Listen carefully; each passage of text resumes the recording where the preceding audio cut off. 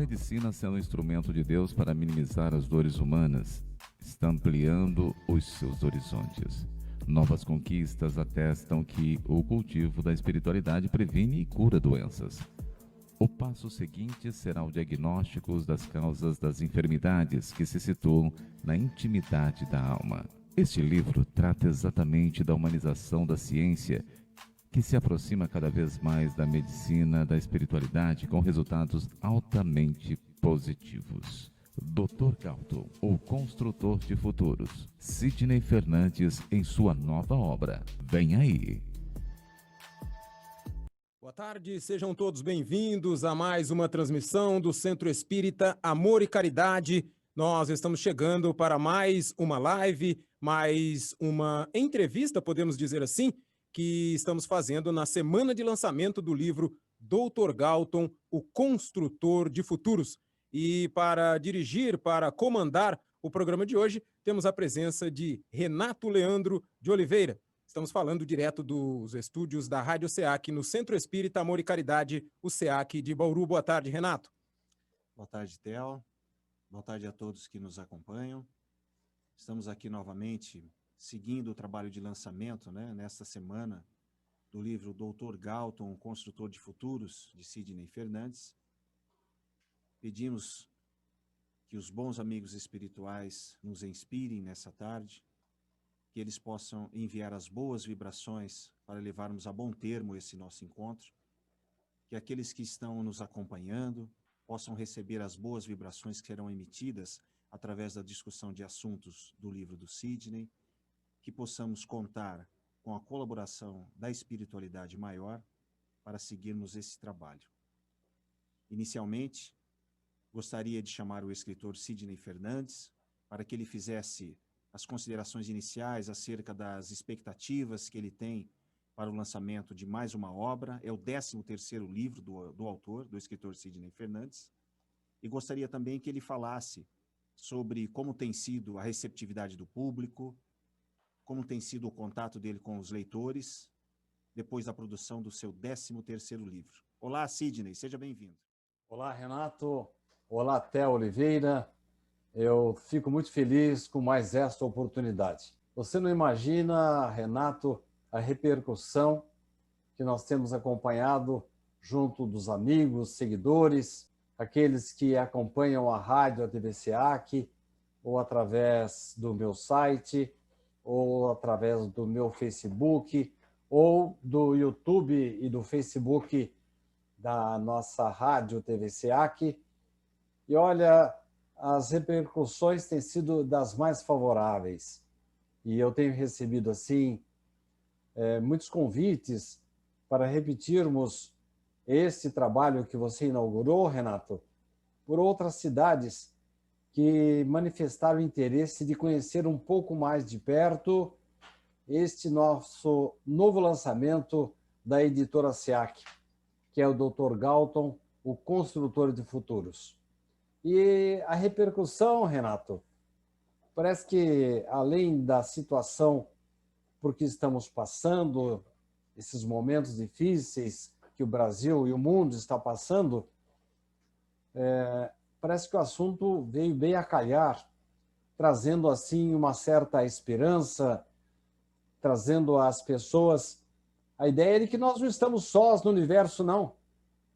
A ideia de que nós estamos sendo acompanhados pela espiritualidade, que eles apostam em nós, querem o nosso bem, torcem por nós. E um dos exemplos mais expressivos que tem, assim, vamos dizer, sensibilizado o público que está acompanhando as nossas lives, Renato, é a coincidência da atribuição do Prêmio Nobel da Paz de Química, que duas cientistas, uma francesa, a Charpentier, e uma americana, Jennifer, acabaram de descobrir, como se fosse por acaso, depois de um cafezinho que elas tomaram num congresso, elas estavam pesquisando a respeito de um novo antibiótico e, de repente, elas conseguiram fatiar o DNA. Olha, para quem entende um pouco de química e dos elementos que compõem a vida, é uma notícia extraordinária. E eu estava brincando com o Theo hoje de manhã, é como se a gente tivesse uma banana meio passada numa ponta, você corta aquela parte passada e traz uma outra banana com com a sua estrutura perfeita, e temos uma banana nova, sem qualquer mácula, sem qualquer resquício de doença, deficiência. Em termos assim muito grosseiros, esta é uma das possibilidades que esta grande descoberta dessa francesa aliada a uma americana fizeram, e é tão importante a descoberta delas, a ponto de essas duas cientistas receberem o Prêmio Nobel de Química. Ora, a proposta maior de Dr. Galton, construtor de futuros, é exatamente esta: a passar a notícia às pessoas de que a espiritualidade preocupa-se conosco, aproxima-se de nós. Viabilizaremos, se nós aceitarmos esta tese e a colocarmos em prática, viabilizaremos junção entre a medicina tradicional e a parte espiritual, que foi abandonada completamente junto das sombras da Idade Média, das obscuridades da Inquisição. Então, eu estou muito feliz com a repercussão. Estou sabendo que a editora SEAC está recebendo muitos pedidos desse livro, que, diga-se de passagem, vai incrementar rendas, as receitas do Centro Espírita Amor e Caridade, neste momento em que todos nós estamos passando por dificuldades.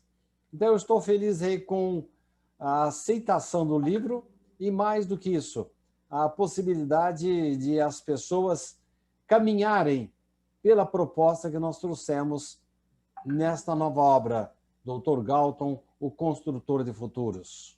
Indo ao encontro dessa frase, Sidney, construtor de futuros, nós temos dois convidados que são palestrantes, são estudiosos da doutrina espírita, atuam profissionalmente numa das áreas mais importantes para construir o nosso futuro, que é a área da educação. Então, eu gostaria de convidar e chamar aqui para o nosso lançamento Paulo Estevão e Leila Morales.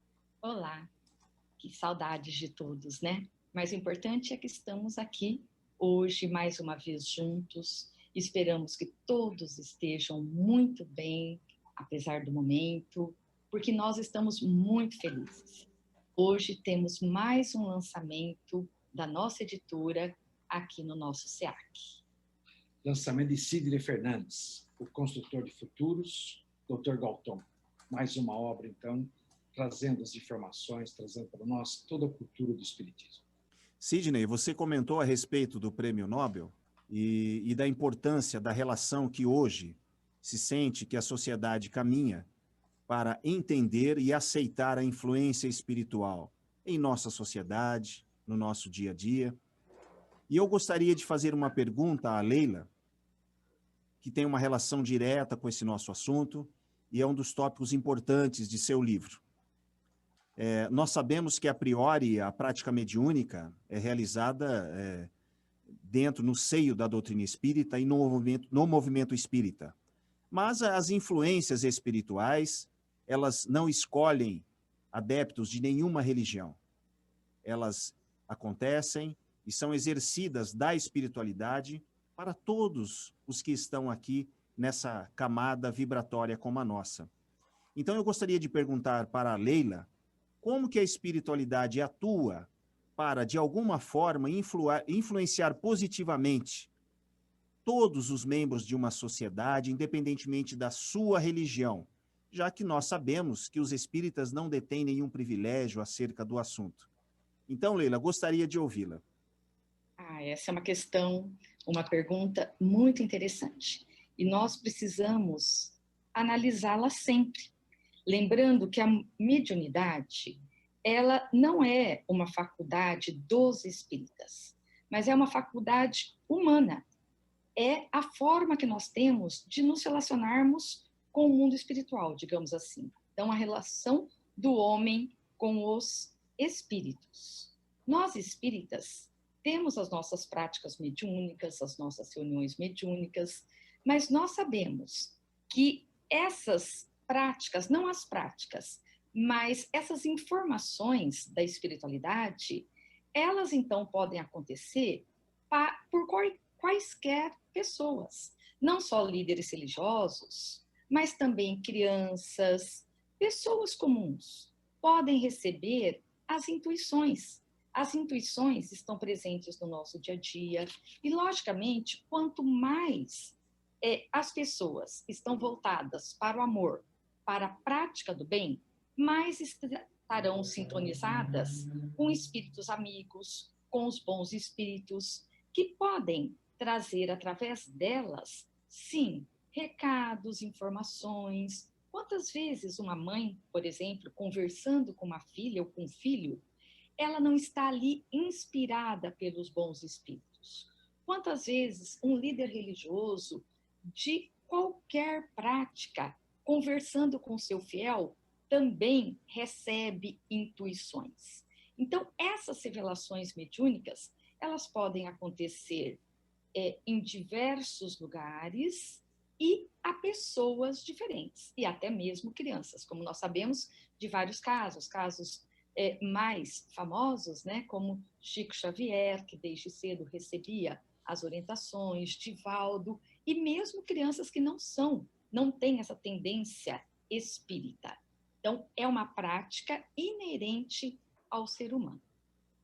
Falando da universalidade da influência espiritual sobre nós todos aqui encarnados, independentemente da nossa religião, você, Sidney, no seu livro, tem como ponto principal essa influência que o Dr. Galton recebe da espiritualidade. E para isso são necessários canais para que essa influência aconteça. Eu quero aproveitar, antes da sua reflexão sobre o assunto, Sidney, e conversar com o Paulo, porque o Paulo tem uma pergunta para você a respeito desse assunto. Correto, Paulo? Sidney, a nossa pergunta diz a respeito da oração. Aliás, no momento que atravessamos, na situação pela qual todos nós, de alguma forma, passamos a viver, o quanto é importante, o quanto nós difundimos até nos nossos comentários a respeito da oração. Ela é exaltada por todas as religiões, de alguma forma, então, é exaltada por todos aqueles que, de alguma forma, encontram, né, a percepção e a importância que ela possa ser exatamente a ligação, obviamente, com o plano espiritual, obviamente, com Deus. E a doutrina espírita destaca a oração como sendo um dos pilares, como sendo a ideia do nosso equilíbrio psíquico. Ou seja, todo aquele que ora, de alguma forma, se organiza. Porém, os chamados profissionais de saúde, o que mais me chama a atenção nesse momento, né? Que acabam, de alguma forma, realizaram essa prática, ou tendem ainda, no caso, dessa prática, independente de sua religião, independente, no caso, então, do conceito religioso que possam ter. Afinal de contas, acabam tendo alguma vantagem, acabam, de alguma maneira, criando alguma vantagem na execução de suas tarefas sobre aqueles que, no caso, a ignoram? O que você acha disso? Olha, Paulo, a sua pergunta é muito boa.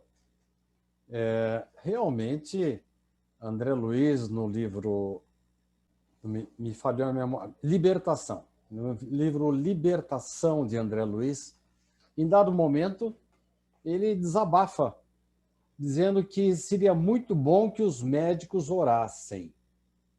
Você abordou um aspecto interessante. Há alguma vantagem para o fato de o indivíduo orar, ter uma determinada oração, uma ligação com o alto? Eu não diria vantagem, mas ele viabilizaria a conexão do alto e ele estaria com as suas antenas espirituais estendidas para receber com mais facilidade orientações, intuições, e mesmo nos momentos das cirurgias em que se exige mais precisão, mais detalhamento, sem dúvida, E agora vamos deixar bem claro que a oração em si não significa que o indivíduo tenha que ser adepto desta ou daquela religião, mas o fato em si de o indivíduo colocar-se à disposição da espiritualidade. Eu me lembro de um grande médico americano que acabou se especializando na separação, ele ficou muito famoso, até um filme do trabalho que ele realiza, das chamadas crianças chifópagas. Esse trabalho dele é muito importante. E ele veio ao Brasil uma certa ocasião, se não me engano, ele participou de um congresso em Fortaleza. Ele foi objeto, inclusive, de comentários meus no meu livro Sob a Luz que Liberta, em que eu trato também das crianças chifópagas, os chamados irmãos siameses. Pois bem, esse médico não admitia começar qualquer cirurgia sem fazer uma roda com todos os participantes, instrumentistas, enfermeiras, enfermeiros, médicos auxiliares, anestesistas, todos de mãos dadas na oração que antecedia a cirurgia. Mas a sua pergunta vai mais longe. Eu imagino que você queira saber, e aquele que não ora? E aquele que não tem qualquer espiritualidade no seu coração? Porque não estamos dizendo que o indivíduo tem que ter esta ou aquela religião. Mas se de repente ele não leva isso em conta, não se concentra, não pede a presença do seu benfeitor espiritual, não ora, será que ele vai ser prejudicado em seu trabalho? Olha, Paulo, essa pergunta foi feita por Allan Kardec e ela consta de O Livro dos Médiuns. Quando Kardec indaga, e esses magnetizadores que nem sabem da existência de vocês, não se preocupam em orar, não se preocupam em estender a oração, este pilar de equilíbrio psíquico, eles ficam por conta própria, vão transmitir apenas e tão somente o seu magnetismo animal próprio do seu organismo? Os espíritos quase que dão uma risada, dizendo assim, absolutamente. Ou você pensa que nós vamos dar atenção, vamos potencializar as energias, vamos prestigiar e auxiliar com a nossa presença somente com aqueles ou naqueles que acreditam em nós. Então, aí, nessa resposta, Paulo, temos aí a comprovação de que o liame,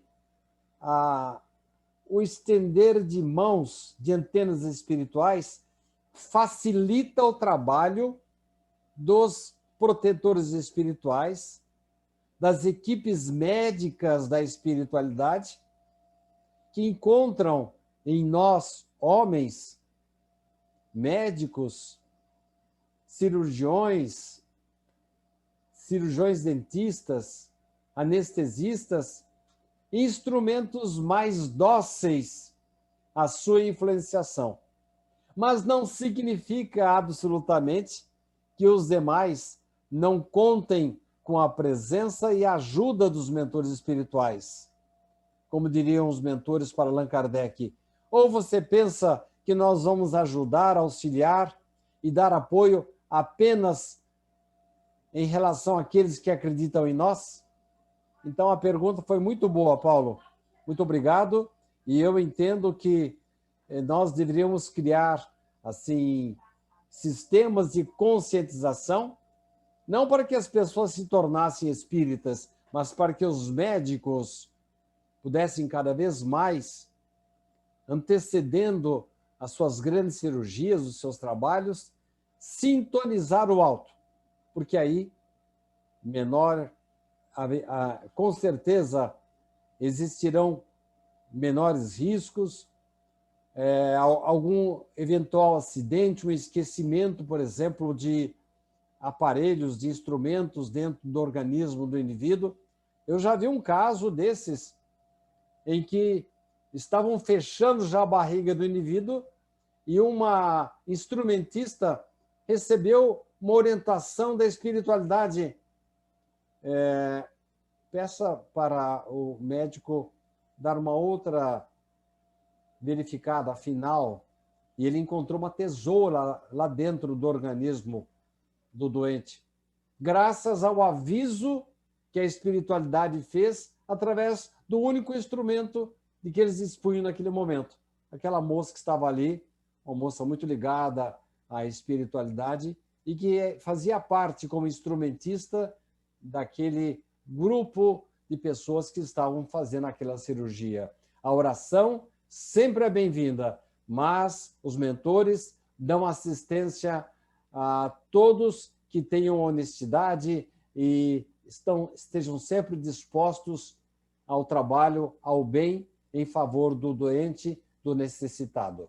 Aproveitando a presença do Paulo Estevão, vamos tocar num assunto que está presente no livro.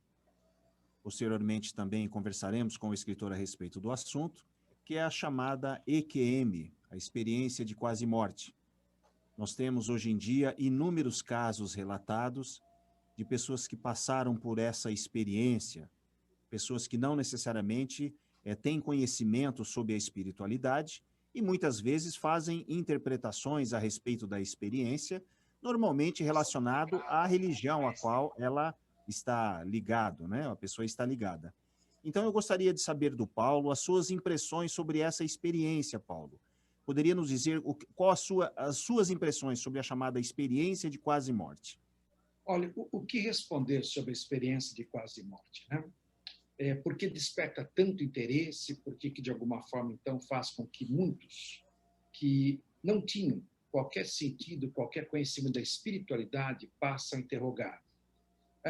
Os depoimentos são os mais variados possíveis, as impressões que nós podemos, no caso, colocar junto agora, poderia pautar toda, digamos, então, um depoimento a respeito, umas posições a respeito. Mas é interessante, alguns descrevem exatamente o que é a entrada por um túnel e vem uma luz lá no fundo.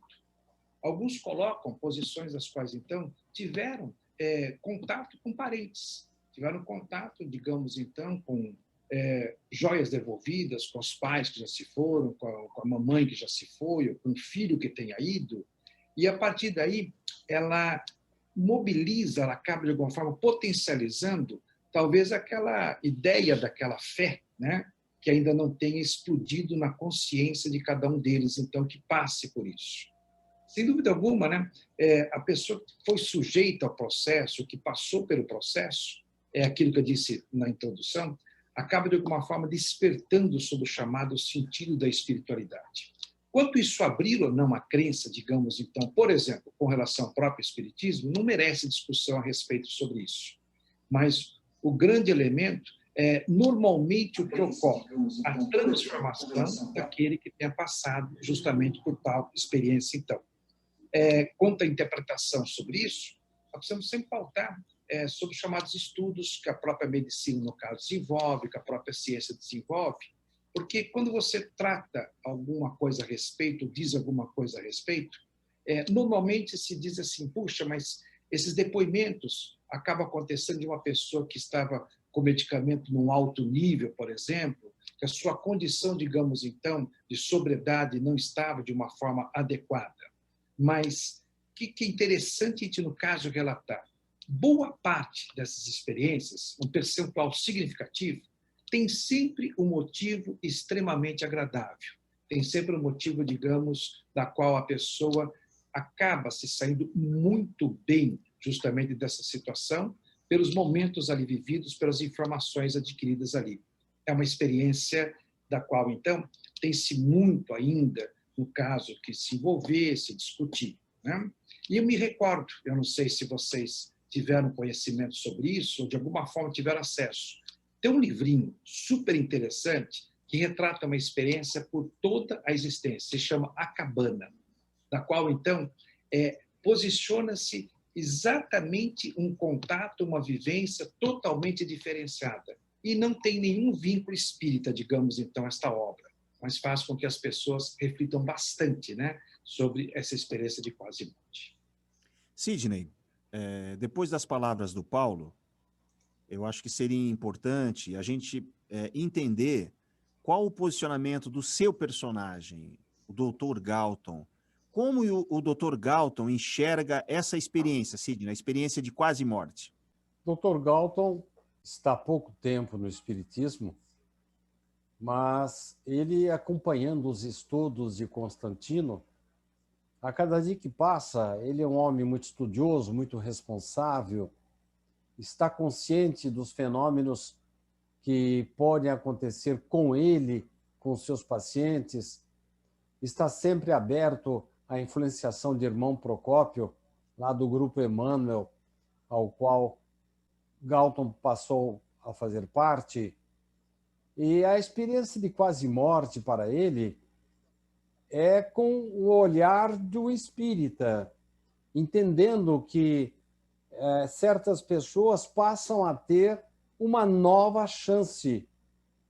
Geralmente isso acontece, aliás, numa das obras de Richard Simonetti, ele menciona essa circunstância, o indivíduo passa a ter uma nova chance de vida. E mesmo os médicos pouco ligados às religiões dizem que o indivíduo que passa por esse fenômeno, ele jamais volta a ser o mesmo que antes. E há um colega do Dr. Galton que passou por esta situação. E um médico que não tinha, pelo menos até então, qualquer ligação religiosa. Nós estamos nos referindo ao médico Eben Alexander, que passou uma semana, segundo ele, no paraíso. E o mais interessante, Renato, é que os seus depoimentos são assim muito apropriados daquele que tivesse lido a obra Nosso Lar, de André Luiz, porquanto ele traz ali muitos pontos de ligação com essa obra de um médico também. Nós estamos falando de vários médicos, falamos de Eben Alexander, o médico André Luiz, o médico Galton. São criaturas que fazem imediatamente a correlação entre os seus estudos, a vontade da espiritualidade, a interferência dos espíritos e também, por que não dizer assim, o bojo doutrinário da doutrina espírita, que encara esses retornos da vida espiritual como verdadeiros depoimentos, testemunhos de pessoas que morreram e voltaram para contar a sua história. Galton, portanto, encara esse fenômeno de uma maneira bastante positiva, vendo que o indivíduo retorna para dar o seu testemunho não apenas pela via mediúnica, que não está à disposição de todas as pessoas, mas às vezes através de um depoimento de um médico, de um enfermeiro, de um atendente do hospital, ao lado de uma pessoa que estava declarada clinicamente morta, de repente ele volta contando que esteve com parentes desencarnados, esteve sentindo-se mais leve, sentindo que a sua inteligência ficou mais aguda, chega a ter contatos com mentores espirituais que até então ele só tinha visto em sonhos. Quando o indivíduo volta dessa EQM, da experiência de quase morte, ele volta com outra cabeça. Eu tenho um caso de um artigo que eu acabei de escrever, vai ser publicado daqui a alguns dias, de uma moça que estava noiva, estava se preparando para as festas, os convites já haviam sido mandados, os parentes de fora estavam chegando, já havia até reservado a igreja para o seu casamento. Quando ela vai visitar a casa onde ela vai morar com o seu noivo, ela encontra na geladeira um bilhete lacônico do noivo dizendo: olha, eu cheguei à conclusão de que nós não devemos casar, não. Você me desculpa, mas eu não tive coragem de falar isso pessoalmente. Essa moça sai dali trespassada de mágoa, de desespero, diante da vergonha porque ela iria passar com o cancelamento do casamento, e ela joga o seu carro numa ribanceira, achando que assim ela acabaria com tudo.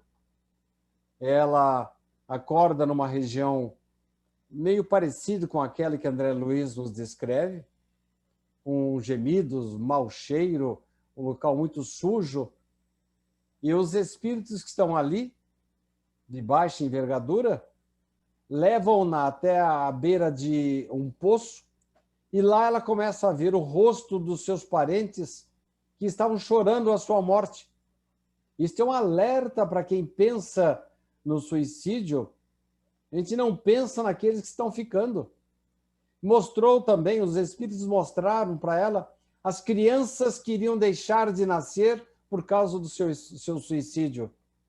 Graças a Deus, de repente surge uma luz, é o avôzinho dela, e ele a ampara, e dali a pouco ela acorda no hospital e ela havia sido dada como morta já.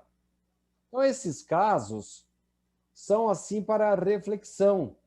E Galton está muito, vamos dizer assim, aberto a essas informações, cotejando-as com aquelas que ele está assimilando no estudo da doutrina espírita. Assim como a experiência de quase morte, Sidney, o seu livro nos oferece uma gama de variados assuntos. Por essa natureza, por essa produção, a Leila tem o interesse em fazer uma pergunta e eu acho que ela é pertinente e é um elo com todos os questionamentos que nós fizemos até aqui. Leila, por favor, sua pergunta. Sidney, o suicídio é mais um tema, né, muito apropriado e presente aí em seu livro.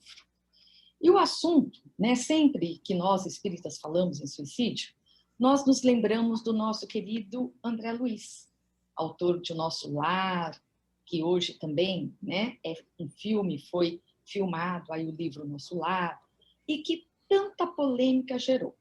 Por quê? Após o desencarne, André chega à colônia espiritual, né, Nosso Lar, que leva o nome do livro, e é informado que a sua condição espiritual é a de um suicida. Nós assistimos no filme, lemos no livro, que, na verdade, André Luiz desencarna durante uma cirurgia de emergência.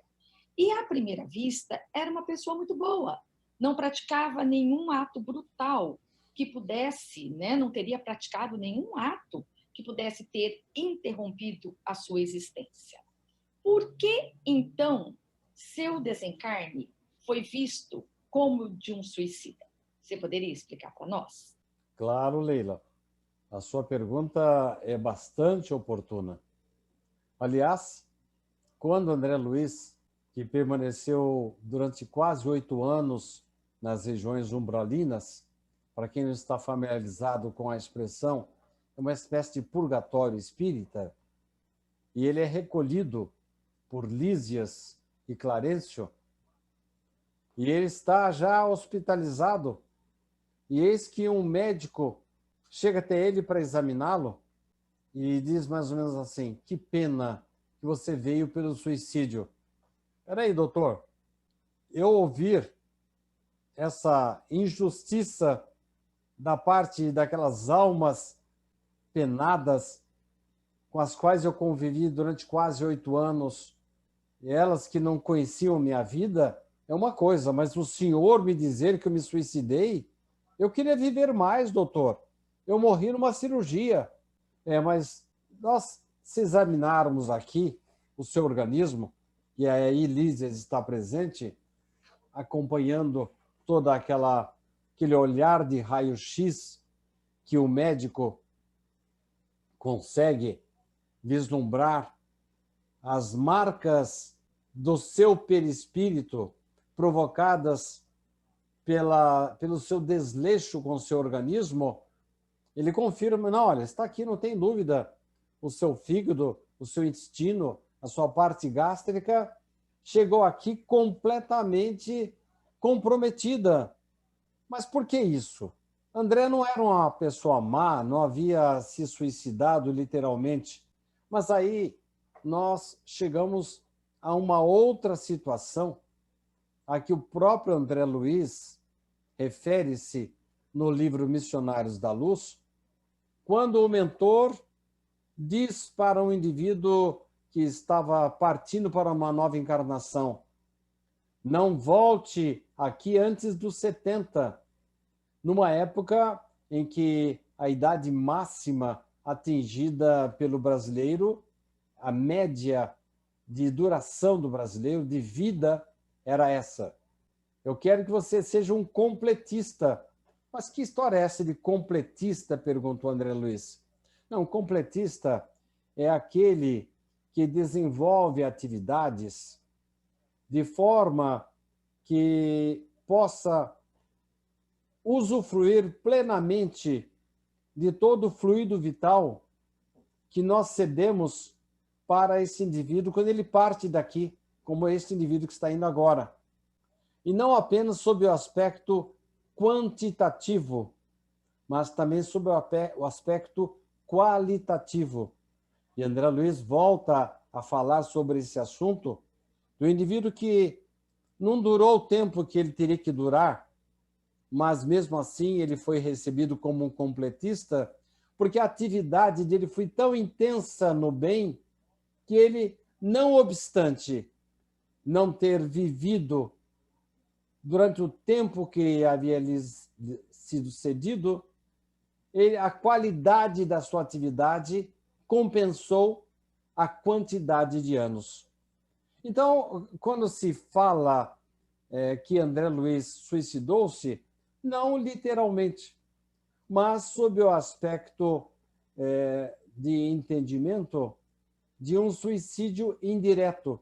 Porque na época de André Luiz, era muito comum beber-se à vontade, usar do cigarro, a vida sexual desregrada, mas cujos comprometimentos, embora sendo da moda, normais para o homem da época, trouxe sérios comprometimentos para a saúde física de André Luiz. Então, ele não era um suicida, assim, vamos dizer, direto, mas deixou de adotar providências suficientes para que fossem prevenidas estas disfunções, esses desvios que culminaram com o seu desencarne de forma comprometedora. Gostaria de agradecer agora a presença dos nossos convidados. Vieram para participar, ilustrando mais uma vez o trabalho importante realizado pelo Sidney, os questionamentos que foram feitos a eles. Eles nos ajudaram muito nas nossas reflexões.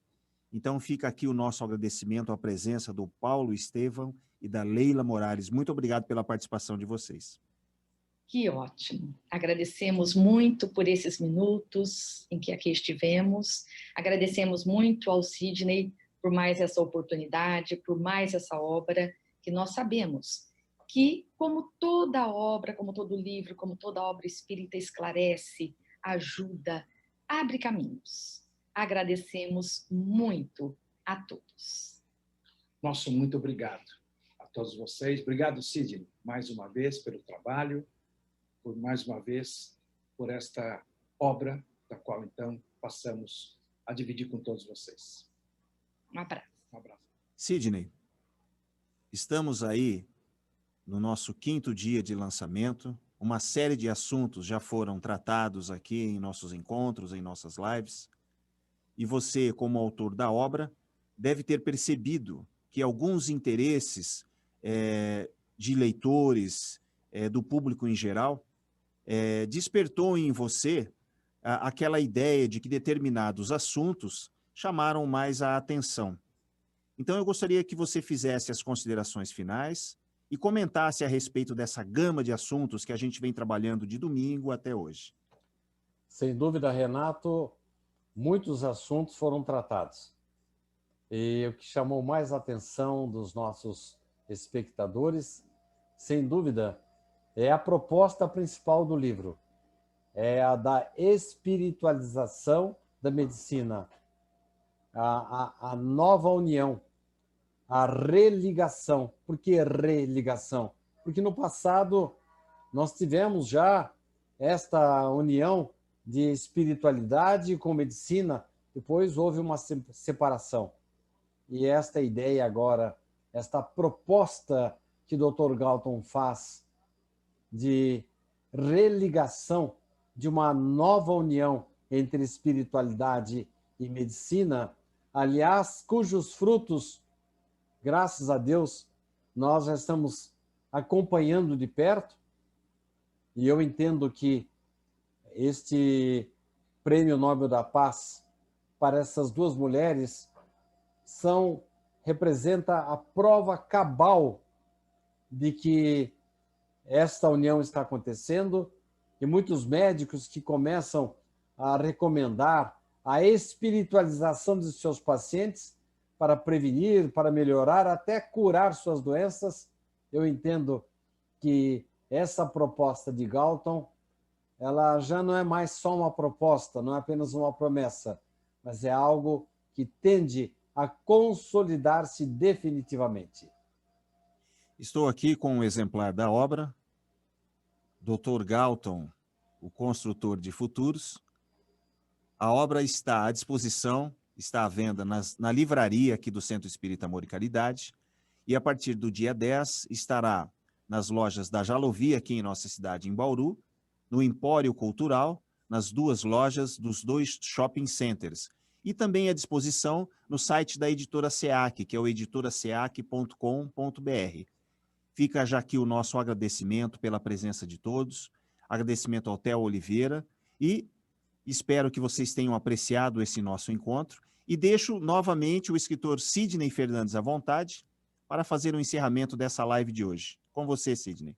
Muito obrigado a todos. Meu agradecimento a você, Renato, pela iniciativa, em nome da editora SEAC, da Lúcia Helena Turini, que tem dado uma retaguarda extraordinária ao nosso lançamento. O abraço a todos que estão colaborando com esse livro, com a Raquel, o Pablo, lá embaixo o Jonatas, o Reginaldo Viana, o Theo Oliveira, enfim, todos aqueles que estão remando para o mesmo lado, em busca da espiritualização da medicina, em busca deste elo de ligação entre o plano espiritual e o plano material.